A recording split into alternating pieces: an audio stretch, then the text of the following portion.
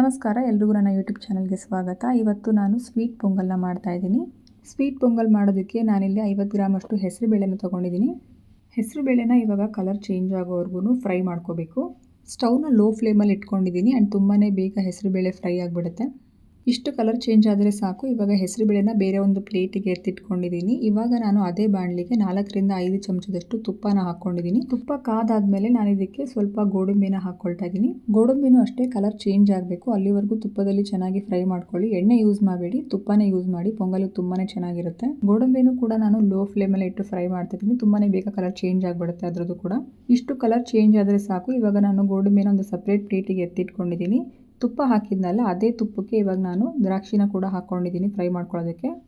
ಗೋಡಂಬಿ ಮತ್ತು ದ್ರಾಕ್ಷಿನ ನಾನು ಯಾವಾಗಲೂ ಸಪ್ರೇಟಾಗಿ ಫ್ರೈ ಮಾಡ್ಕೊಂಡು ಅಭ್ಯಾಸ. ಯಾಕಂತಂದರೆ ದ್ರಾಕ್ಷಿ ತುಂಬಾ ಬೇಗ ಫ್ರೈ ಆಗಿಬಿಡುತ್ತೆ ಆ್ಯಂಡ್ ಗೋಡಂಬಿ ಇನ್ನೂ ಕಲರೇ ಚೇಂಜ್ ಆಗಿರೋದಿಲ್ಲ.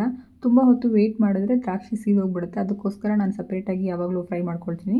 ದ್ರಾಕ್ಷಿನೂ ಕೂಡ ತುಂಬಾ ಚೆನ್ನಾಗಿ ಬೆಂದಿದೆ. ನೀವು ನೋಡಬಹುದು ದ್ರಾಕ್ಷಿ ಸೈಜ್ ಕೂಡ ಚೇಂಜ್ ಆಗಿದೆ, ಸ್ವಲ್ಪ ದಪ್ಪ ದಪ್ಪ ಆಗಿದೆ. ಇದನ್ನು ಕೂಡ ನಾನೊಂದು ಪ್ಲೇಟಿಗೆ ಹಾಕಿ ಎತ್ತಿಟ್ಕೊಂಡಿದ್ದೀನಿ. ಇವಾಗ ನಾನು ಬಾಣಲಿಗೆ 3 ಗ್ಲಾಸಷ್ಟು ನೀರನ್ನು ಹಾಕ್ಕೊಳ್ತಾ ಇದ್ದೀನಿ.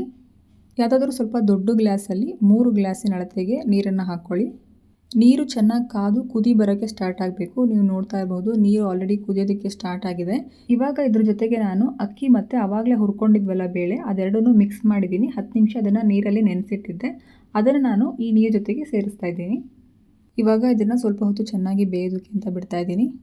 ನೀವು ನೋಡಬಹುದು ತುಂಬಾ ಚೆನ್ನಾಗಿ ಬೆಂದಿದೆ.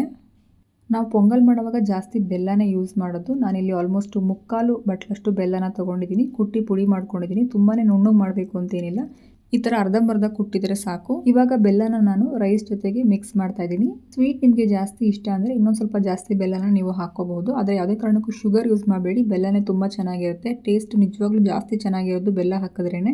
ಕೆಲವೊಂದು ಕಡೆ ನಾನು ನೋಡಿದ್ದೀನಿ ಪೊಂಗಲ್ಗೂ ಕೂಡ ಸಕ್ಕರೆ ಯೂಸ್ ಮಾಡ್ತಾರೆ, ಅದಕ್ಕೋಸ್ಕರ ಹೇಳಿದೆ ಅಷ್ಟೇ.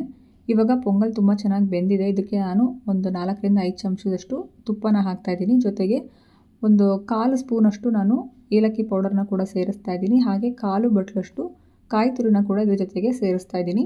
ಇವಾಗ ಅದನ್ನು ನೀಟಾಗಿ ಮಿಕ್ಸ್ ಮಾಡಬೇಕು. ಇನ್ನು ಬರೀ ಗೋಡಂಬಿ ಮತ್ತು ದ್ರಾಕ್ಷಿ ಹಾಕೋದು ಮಾತ್ರ ಬಾಕಿ ಇದೆ. ಅದಕ್ಕಿಂತ ಮುಂಚೆ ಒಂದು 5 ರಿಂದ 7 ನಿಮಿಷ ಇನ್ನೊಂದು ಸ್ವಲ್ಪ ಹೊತ್ತು ಅದನ್ನು ಚೆನ್ನಾಗಿ ಬೇಯೋದಕ್ಕೆ ಅಂತ ಬಿಡ್ತಾ ಇದ್ದೀನಿ.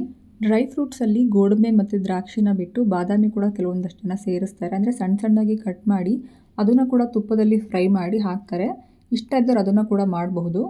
ಬಟ್ ನಮ್ಮ ಕಡೆ ಗೋಡಂಬಿ ಮತ್ತು ದ್ರಾಕ್ಷಿನ ಜಾಸ್ತಿ ಯೂಸ್ ಮಾಡ್ತೀವಿ. ತುಪ್ಪದಲ್ಲಿ ಹುರಿದು ಅದ್ರ ಜೊತೆಗೆ ಮಿಕ್ಸ್ ಮಾಡ್ತೀವಿ. ಹಾಗಾಗಿ ನಾನು ಬರೀ ಗೋಡಂಬಿ ದ್ರಾಕ್ಷಿ ಮಾತ್ರ ತೊಗೊಂಡಿದ್ದೀನಿ.